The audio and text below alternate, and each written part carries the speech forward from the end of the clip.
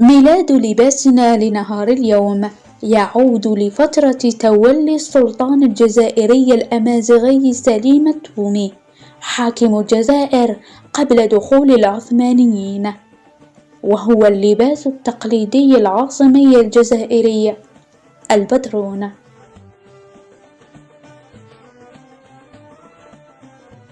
يعود تصميم هذا اللباس خصيصا إلى الأميرة زفيرة زوجة السلطان الجزائري الأمازيغي سليم التومي، وهو لباس تقليدي موثق من طرف منظمة يونسكو.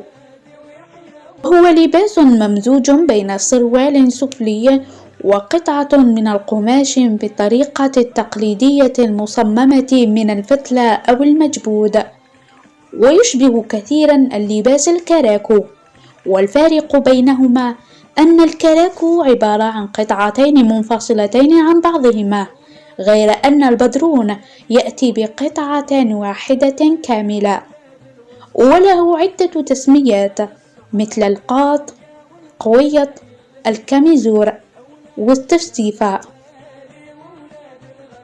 ويتم ارتداء هذا اللباس أثناء مراسيم الزفاف، أو تلبسه إحدى النساء الكبريات من أجل المحافظة على الموروث الجزائري العريق.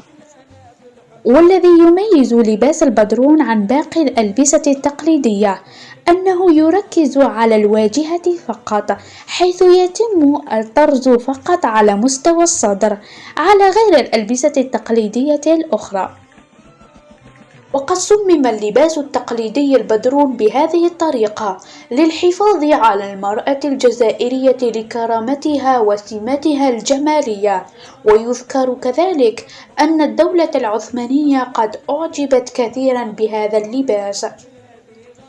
كان لباس البدرون هو حديثنا لنهار اليوم، نلتقي في عدد مقبل مع لباس تقليدي جزائري أصيل.